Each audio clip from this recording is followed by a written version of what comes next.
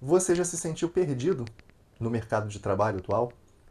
Em algum momento você já acordou assim na sua segunda-feira e se perguntou: por que eu estou fazendo isso? Onde que isso tudo vai dar? Ou talvez você até esteja produzindo bastante, produzindo muito, entregando resultados, batendo, vencendo as metas ali diárias, mensais, mas lá no fundo você sente que você está apenas sobrevivendo. Essa sensação é como se algo estivesse faltando na sua vida. Então, se essa é a sua realidade, ou se você conhece alguém que está passando exatamente por isso, esse vídeo é para você. E hoje eu quero te levar a uma reflexão. Na verdade, é uma jornada bíblica sobre três coisas que todo cristão precisa entender. Nós vamos falar sobre trabalho, vocação e propósito. Afinal, como cristãos, nós não trabalhamos só por dinheiro ou trabalhamos também pelo dinheiro? A nossa produtividade é só uma forma de preencher a agenda ou é uma forma também de glorificar a Deus? A palavra de Deus ela tem uma resposta muito clara sobre isso. E é sobre isso que nós vamos conversar. Eu peço, fique até o final, porque a gente vai entender o que é vocação, o que é o propósito e o que a Bíblia chama de frutos.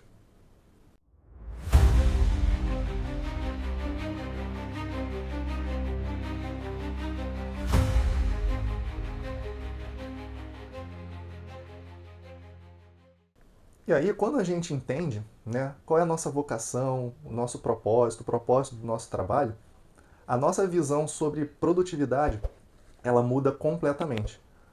Produtividade, eu vou já começar aqui definindo com vocês, não é sobre fazer mais, é sobre cumprir o propósito ao qual você foi criado.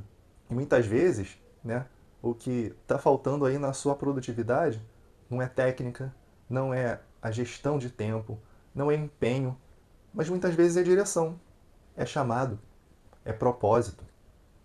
Então eu te convido, juntos aqui, nós vamos conversar e nós vamos entender como o trabalho, a vocação e a produtividade foram planejados por Deus para gerar frutos, não só aqui na Terra, mas também para a eternidade. Primeiro de tudo, a gente começa definindo o trabalho e a gente pode categoricamente afirmar que o trabalho ele não é uma maldição, tá? Por mais que você não goste do seu. Então muita gente acredita que o trabalho surgiu como um castigo, uma consequência do pecado. Isso tem fundamento, mas isso não é toda a verdade. Vamos ver o que está escrito lá em Gênesis, no capítulo 2, versículo 15, que diz assim: Tomou, pois, o Senhor, Deus, o homem, e o colocou no jardim do Éden, para cultivar e o guardar. Então, antes da queda, o homem já tinha uma missão. Deus criou o trabalho como parte do plano original. Porque Adão, pensa comigo, ele não estava ali ocioso no Éden. Ele tinha um chamado, ele tinha um propósito, que era o quê? Cultivar aquele jardim, guardar aquele jardim, mais o próprio Deus é o primeiro trabalhador nisso tudo. Né? A gente pode ver isso muito claramente lá em Gênesis 1. Nós vemos ali o Senhor criando o mundo com ordem, com propósito, com beleza. E no final de cada dia, ele via que tudo aquilo criado era bom, ou era muito bom. Isso nos mostra que o trabalho não é uma maldição. O trabalho ele é uma bênção. É uma expressão da imagem de Deus em nós. Afinal, ele trabalhou para que nós estivéssemos aqui. Né? Só que hoje nós vivemos numa cultura que idolatra o descanso e demoniza o esforço. Mas a Bíblia nos ensina o oposto. O trabalho é digno. O trabalho revela o caráter do Criador refletido na criação, que somos nós, que sou eu e você. Então, ser produtivo com propósito é honrar a Deus. E descansar com propósito também é. Mas nunca fugir da responsabilidade achando que o descanso é o bem e o trabalho é o mal. O descanso é o único bem nisso tudo. O trabalho, na óptica de Deus, no plano de Deus, ele é uma oportunidade de frutificar e cuidar do que ele nos confiou. Agora, falando um pouquinho na nossa conversa aqui sobre vocação, a gente pode definir que ela é muito mais do que uma profissão. Você não concorda comigo? Qual a sua vocação? Comenta aqui, deixa aqui nos comentários. Né? Você já parou para pensar no que Deus te chamou para fazer nessa vida? A Bíblia diz, lá em Efésios 2:10, pois somos feitura dele, criados em Cristo Jesus, para boas obras, a quais Deus preparou de antemão para que andássemos nela. Você sabe o que isso significa? Isso significa que você foi intencionalmente criado. Você é obra das mãos de Deus e foi feito com um propósito. A palavra vocação, na origem, ela vem do latim vocare, que significa chamado, ou seja, vocação não é só a sua profissão, é aquilo que você segue, é aquilo que você se formou. Vocação é o chamado que Deus te deu para viver nesse mundo com significado. A sua vocação ela pode se manifestar na medicina, na engenharia, nas artes, no lar, nos negócios, na igreja, no ensino, em várias frentes. Mas, mais do que isso, ela é sobre quem você é em Cristo e como você reflete isso onde Deus te colocou. Você pode ser mãe em tempo integral. E isso é um chamado poderoso. Você pode trabalhar ali na área de exatas e, mesmo assim, ser um instrumento de graça e de sabedoria. E a pergunta que fica é: como é que eu posso descobrir a minha vocação? Como descobrir a vocação? E a Bíblia ela nos dá uma dica que é muito preciosa. Lá no livro de Tiago, no capítulo 1, versículo 5, ele diz: se alguém tem falta de sabedoria, peça a Deus, que a todos dá liberalmente, e não censura, e lhe será dada. Então, gente, ore, peça a Deus sabedoria, observe também os seus dons, aquilo que te move e as necessidades que você tem ali, que você encontra à sua volta. Né? A vocação verdadeira acontece nesse cruzamento, tá? Onde entre o que Deus te deu e o que você ama e o que o mundo precisa. Fica nessa trinca aí, fica nesse meio disso tudo. Então você não é um acidente. Deus te chamou com um propósito eterno. É necessário você descobrir a sua vocação, né? E descobrir a sua vocação é descobrir a alegria de servir ao Senhor com tudo o que você é, sem reservas. Gente, é muito claro que nós vivemos uma geração, a mais atual agora, que idolatra a produtividade. Isso porque temos algumas facilidades, algo que proporciona isso. Nós temos aplicativos, agendas eletrônicas, metas, desafios para serem batidos às 5 da manhã e com um senso constante de urgência. Mas será que nós estamos produzindo o que realmente importa? Porque lá no Evangelho de João, no capítulo 15, versículo 5, Jesus diz: quem permanece em mim e eu nele, esse dá muito fruto, porque sem mim nada podeis fazer. No reino de Deus, é muito clara essa palavra, que produtividade não é sobre fazer mais. Produtividade é sobre frutificar. É sobre permanecer em Cristo e, a partir desse relacionamento com Cristo, gerar frutos que têm muito valor eterno. A Bíblia também alerta, lá em Eclesiastes, no capítulo 1, que fala sobre o vazio de quem trabalha e corre, mas sem propósito. No fim das contas, tudo é vaidade. Você pode estar ocupado, cheio de tarefas, e ainda assim, aos olhos de Deus, ser totalmente improdutivo. E Jesus foi o homem mais produtivo da história. Relembra aqui comigo. Ele curou, ensinou, discipulou e fez o que ninguém podia. Ele salvou. Né? Mas ele também orava. Ele também descansava. Comia com os amigos. Caminhava.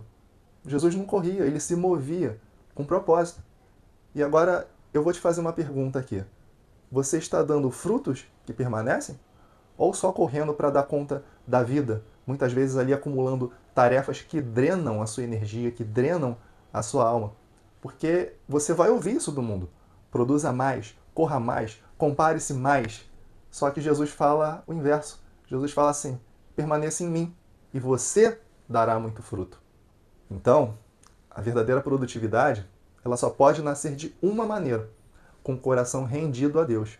E quando você anda com Ele, até as pequenas tarefas, por mínimas que sejam, elas ganham um valor, um peso eterno. Falando agora sobre a melhor parte que muitos consideram que é a parte do descanso, e que é muitas vezes colocada de lado, a gente tem que relembrar que o descanso, ele também é um mandamento. O descanso, ele também se reflete numa obediência àquilo que Deus deseja para a nossa vida, porque Ele também descansou. Ele fez tudo em 6 dias e no 7º dia Ele descansou. Então, para esse mundo, para essa atualidade, o mundo que não para, descansar se tornou quase que um pecado. E aí eu vou repetir aquilo que eu falei. Você sabia que na Bíblia descansar é um mandamento? Se você não sabia, dá uma olhadinha aí na sua Bíblia, no livro de Êxodo, no capítulo 20, do versículo 8 ao 10, onde Deus diz: lembra-se do dia de sábado para santificar. não farás nenhum trabalho. Você pode perceber na leitura que isso não foi uma sugestão, isso foi uma ordem do próprio Deus. O descanso sabático não foi criado porque Deus se cansou, foi criado para nos lembrar que nós não somos deuses, que nós temos limites, nós nos cansamos. E esses limites também são uma bênção, porque é a partir disso que nós vamos descansar. E a verdade é que muitas vezes nós não descansamos porque nós confiamos mais naquilo que nós podemos fazer nas nossas próprias mãos do que nas de Deus. A gente acha que aquele tempo vai ser produtivo e muitas vezes não é, devido ao cansaço e porque estamos em desobediência, porque a gente quer controlar tudo, a gente quer produzir o tempo todo, mas isso é a idolatria da produtividade. Descansar é o seguinte, é dizer assim, ó, Deus, eu confio em Ti, mesmo quando eu paro, o Senhor continua agindo. Isso é um ato de fé, é um ato de obediência. Então, para um pouco e reflita. Você está descansando como quem confia em Deus? Ou você está trabalhando como quem carrega o mundo nas costas? Gente, se até Deus, na criação, parou no sétimo dia, quem somos nós para tentar sermos incansáveis? Não é mesmo? Nós temos os nossos limites. Então nós precisamos parar, nós precisamos aprender a santificar o descanso, não apenas para recuperar forças, mas também para lembrar de quem está no controle das nossas vidas. Vou chamar você agora para fazer uma redefinição sobre o que é sucesso e sobre o que é propósito. Você já se perguntou o que é ter sucesso de verdade? O mundo pode falar que é você ter muito dinheiro na conta, milhões de seguidores, um carro do ano na garagem ou uma vida invejável aí nas redes sociais. Mas a Bíblia nos chama a outra medida.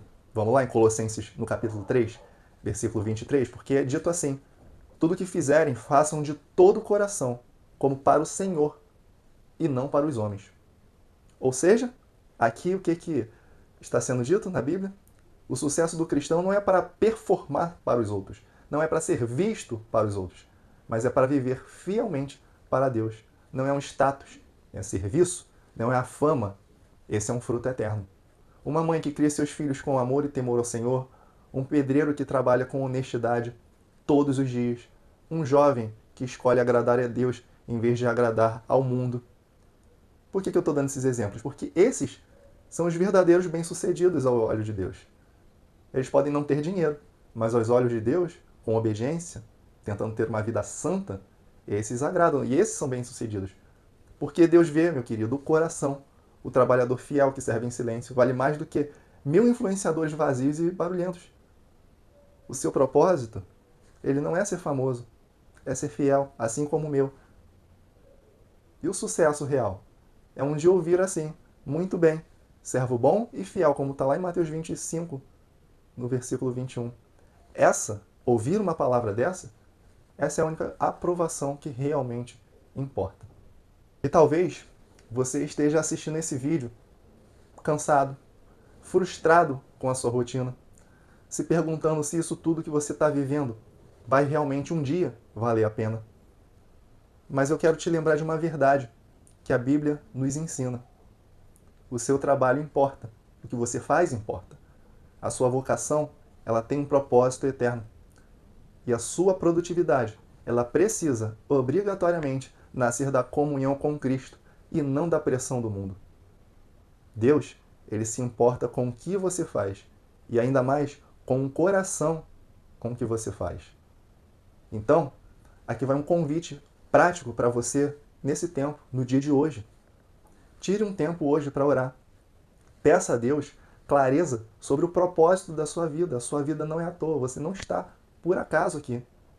Olhe para a sua rotina e pergunta: isso está alinhado, de fato, com os valores do reino de Deus? E decida também hoje, a partir de hoje, ser fiel mesmo nas pequenas tarefas, nos bastidores, mesmo quando ninguém vê. Porque a sua fidelidade no ordinário, ela vai construir um propósito que é eterno. E eu quero te fazer uma pergunta aqui, para você responder aqui embaixo nos comentários. Qual é o maior desafio que você enfrenta no seu trabalho ou na sua rotina diária? Essa conversa, ela vai encerrando por aqui, mas ela pode continuar aqui nos comentários. Então eu quero te fazer um convite e pedir uma colaboração para você se inscrever nesse canal, ativar as notificações e compartilhar esse vídeo com alguém que tem sofrido por falta de propósito ou por uma rotina esgotante, cansativa. Espero que vocês tenham gostado do vídeo. Até o nosso próximo encontro e que Deus te abençoe.